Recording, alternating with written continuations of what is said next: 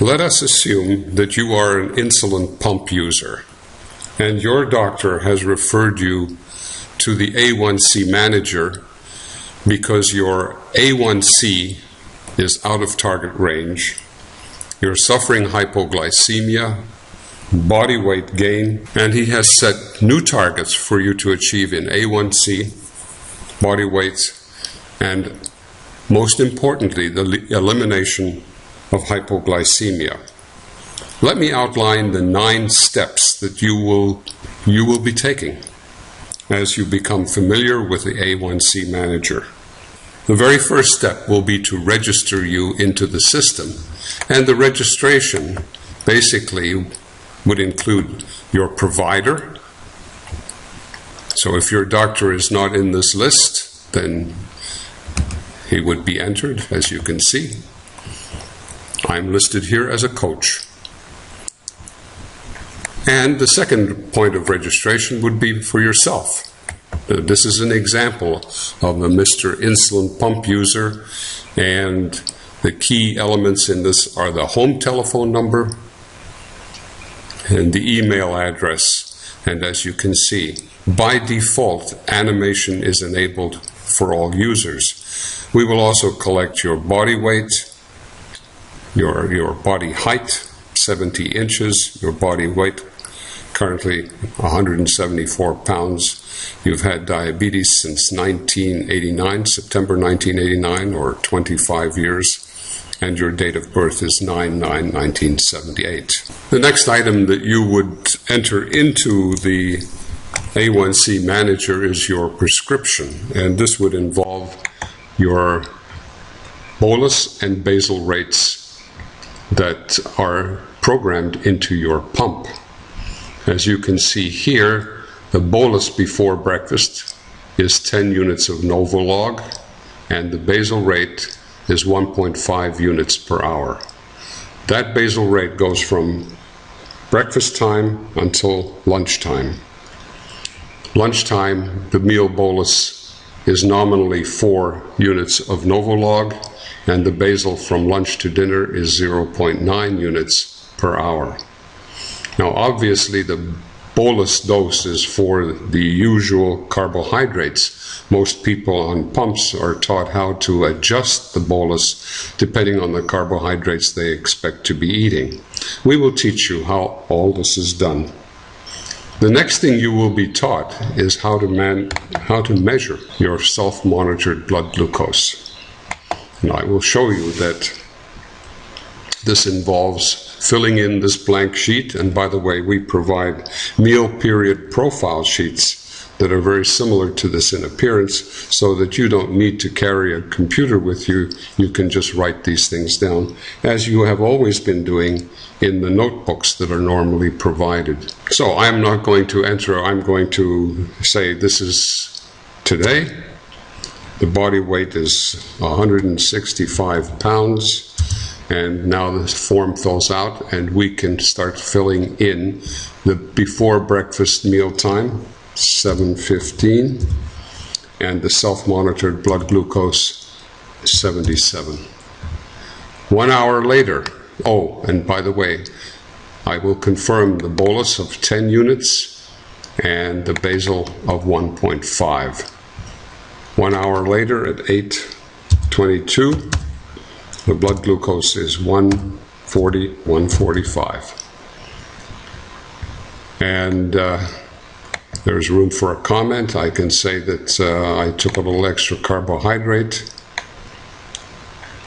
increased it by 10 grams. There's room for other comments that involve exercise or stress. And that is complete for the breakfast reading. As you can see, there is space now for lunch, dinner, and sleep time, including an overnight measurement at, let's say, 3 a.m., the blood glucose of 122.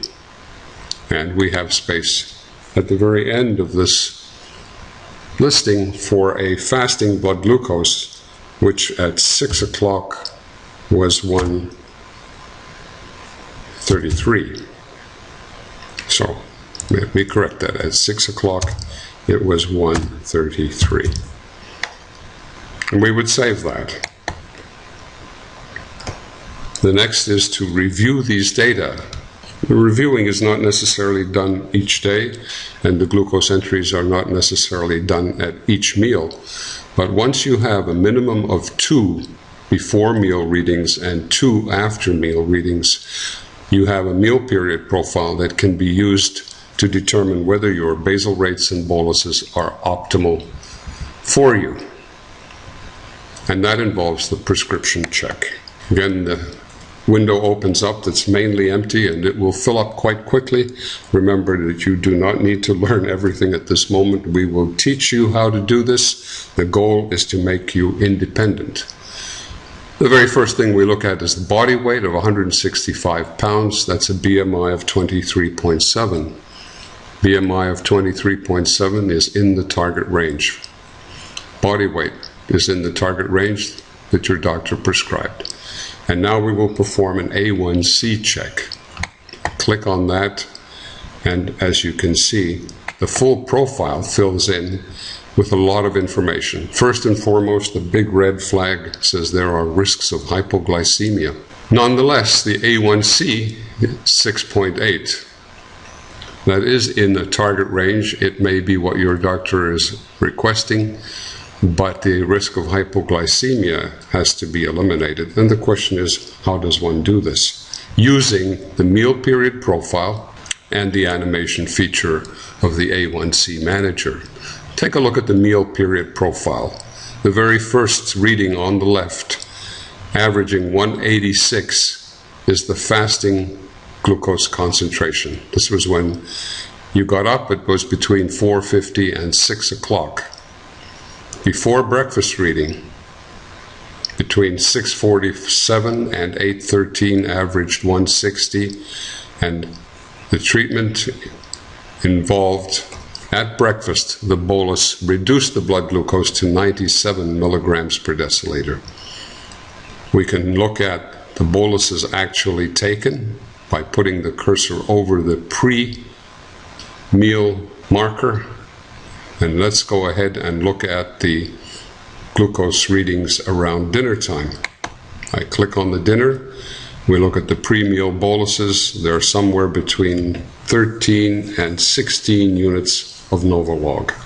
And you can see that the pre-meal glucose reading is 180, and the post-meal reading drops significantly to 88 milligrams per deciliter.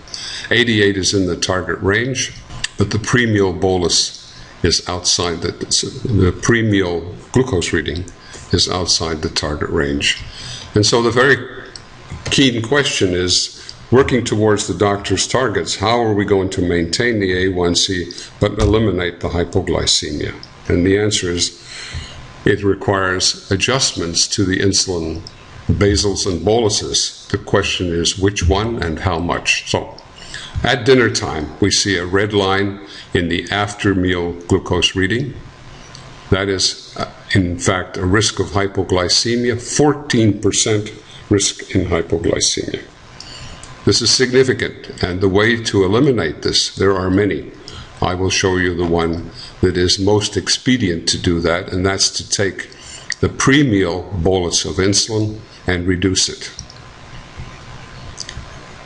And we do that by going to the animation buttons and clicking the up-down, down to reduce it. And each time I click it, the animation is invoked.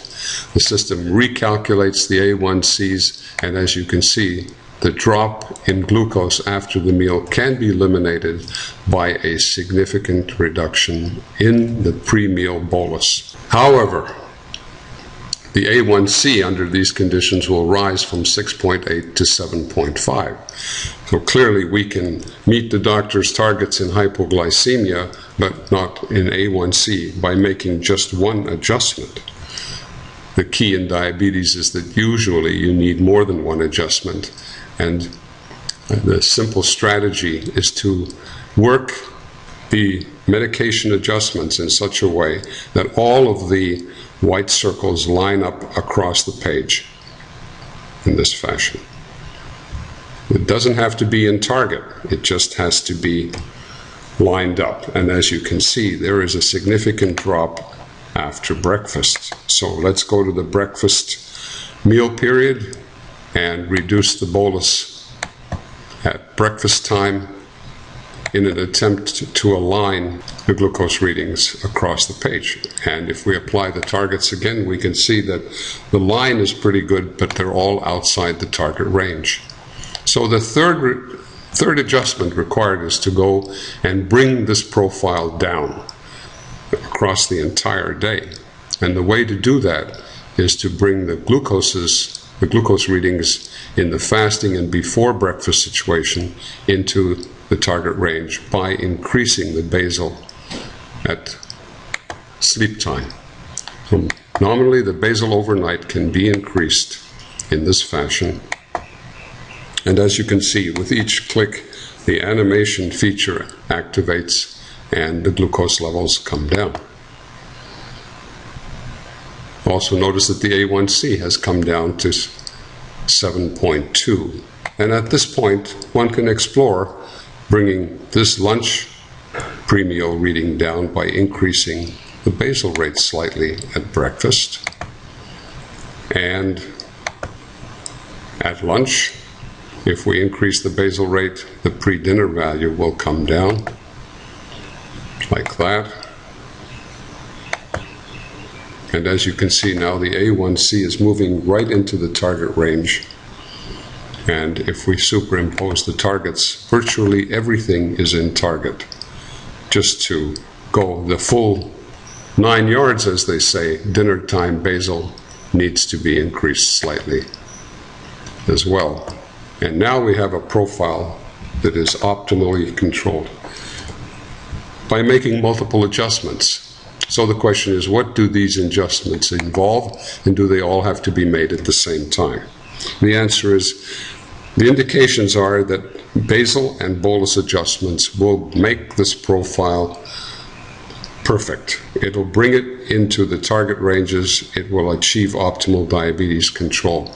And the intelligent strategy is to say, let's do each of these changes in small amounts over the next few weeks. When the doctor uses the profile, he will ask, when the doctor uses the profile, there is the option of being able to put the recommendations into a series of notes. So I have opened the note panel, the user instruction panel, and we will summarize the changes. First of all, let's look at the basal rate overnight. It is 0.8 units per hour, and we're increasing it significantly. And I would say that let's increase the basal rate, the basal before sleep, from 0.8 to 0.9. That's an important change. The other important changes are the reduction in the bolus at dinner and the reduction in bolus at breakfast. And so notes would be made to annotate what these are. For example, let's say reduce bolus before dinner from 10 to 8 units. And similarly, changes would be made at breakfast, and the patient would be told to go home, collect another week's data, and return for follow-up measurements and follow-up assessment.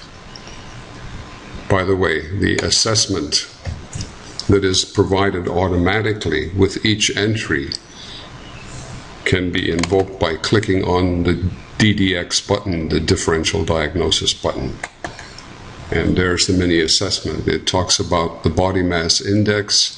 It talks about the user's meal period profiles as being outside of the range.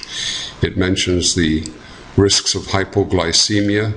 And interestingly, it also indicates how many reagent strips were used working on ODC over the last month. This is sometimes very important to have for insurance purposes. If you click on the mini assessment, it hides it.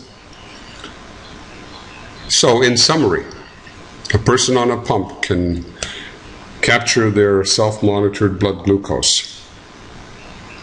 They can enter them into the cloud, and they can receive a mini assessment and then explore with the animation buttons what changes in the medications they're currently taking, or the site of administration, or the timing.